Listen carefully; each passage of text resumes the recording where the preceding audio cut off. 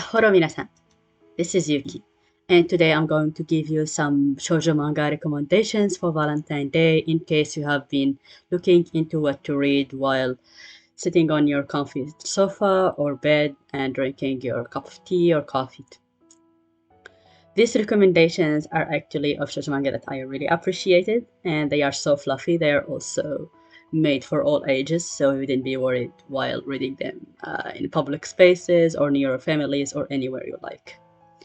So here it is. The first recommendation I'd like to speak about is Namida to sereneda, and it means in English teardrops, rain, and sereneda. And the story is centered around our female lead, Hina, who when she was a child, she had a memory of transmigrating to another era. However, she thought that the dream was just a dream and she didn't actually go there. However, the dream feels so vivid, like she actually at some point slept and she was another era of Japan, like in the Meiji era, and then she came back. And she grew up and she went to high school and she thought that everything like it's just illusions and sort of strange thoughts, maybe thoughts coming from her past life. But then, one day, while going to her high school, on the way, she finds herself again in the garden of the house she dreamed about while she was a child. Again, in the Meiji era, it's not modern Japan at all. And she sees there a sorrowful man called Hongo. He's sitting alone, he's reading a book, and it's almost the same sight as she remembers when she was a child. But back then, she saw him as maybe younger, maybe like in his teenage years. So she was so mesmerized, she couldn't believe her eyes. She was thinking that maybe she's dreaming again, maybe if she lays down on the grass and she closes her eyes, then she opens them, she will find herself again on the way to school, to high school.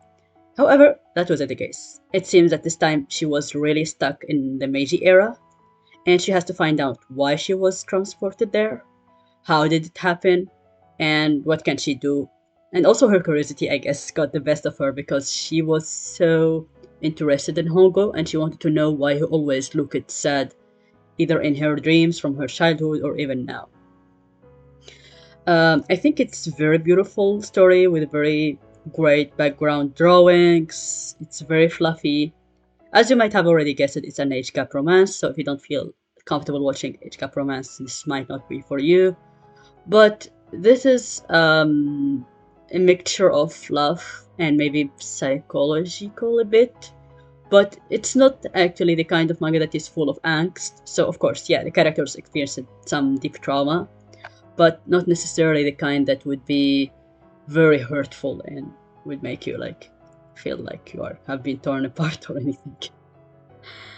So yeah, I'd like to move on to the next suggestion, which is I would call it usually Uruwashi because this is the name in Japanese, but of course in English it's called In the Clear Moonlit Dusk. As you might have guessed already, the story is centered around our female lead Yoi and also the male lead Kohaku.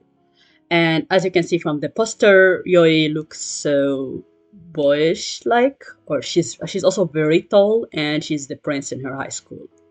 However, what you might realize is Yoi herself, she doesn't really enjoy this position. She's not exactly proud of it or happy about it, and she would love to be treated more like a girl and have more girl hobbies and more girl interests, and also equally maybe one day fall in love. But the expectations of people around her makes it really hard to foresee such a future. However, there was one guy who's also again in her high school treated as the prince, as very charming, and people would be always like comparing them to each other. She has never met him in person, but she knows he's around. And he actually thought that he wants to become close to her. She becomes friends and to know her better. And from the moment he met her till even later on, he has been always treating her as a girl, and he thinks she's the most charming one out there. And there are a lot of fluff moments, like really a lot of them. And when they are both standing next to each other, we always think like, oh my god, they are like models. Yeah, I've been fangirling like all the girls who sort of put some unrealistic expectations on her, but at the same time, you will see how her boy-like charms are transferring into more girly charms. And I think this is something I really love watching in manga like this. Again, I highly recommend it. It's still ongoing, so I hope you enjoy it. And I also have to catch up with it because I haven't been reading so much recently, but I really love them. So yeah, I'm gonna move now to the next recommendation that I have today, which is called Observation Log. My fiance who calls herself a villainess. Okay, so in case you have read long ago Last Game, which is another old shoujo manga from the perspective of the male lead, like the story is not told from the male lead perspective, but from the male lead perspective, you would definitely appreciate this one because again, we have the male lead who is Cecile. He's a prince and he's so bored with his life, like really so annoyed. He doesn't feel like anything interests him anymore. He doesn't feel like anything fun is happening around. And he has a fiance, of course, like, like noble families, usually they make arrangements for their children, and when they reach 18, then they get just married.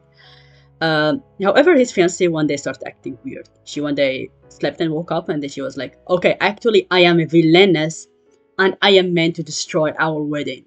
And I'm meant to stop everything that's going on and wreak havoc in this country. So she was literally speaking like this. And Cecile was thinking like, okay, this sounds interesting. Let's see what happens. And she starts a series of really funny quotation evil deeds in order to destroy her own reputation and also inconvenience Cecile. And Cecile is like, this is so much fun. I cannot miss on it. And he starts writing a diary. He starts like the whole manga is basically a diary about his the strange behavior of his fiance, and how she's claiming to be a villainess and she's meant to destroy their wedding. So yeah, the again very beautiful background drawings. Also, the characters are so cute.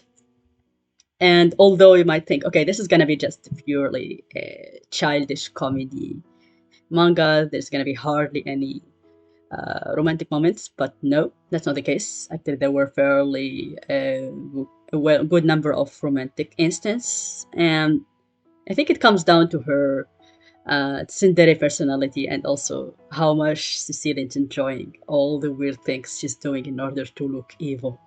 Evil. Okay, so the last one I'd like to bring out today is this one. In case you feel so tired and you are like, I don't want to read anything that is complicated or that has a plot or that, yeah, literally has a plot.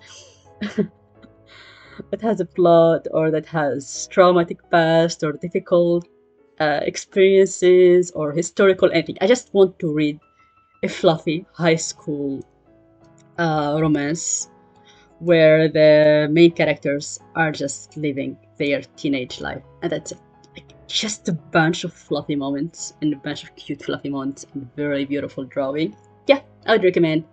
It takes more than a pretty face to fall in love, which, as you might have already guessed it from the title, no, it doesn't. You just need a pretty face. Yeah, so well, today is a special day, so I hope you like a bit this effect, which I made just recently. And I will look also into recommendations for myself in order to read tomorrow. And I hope you all enjoy the ones that I told you about.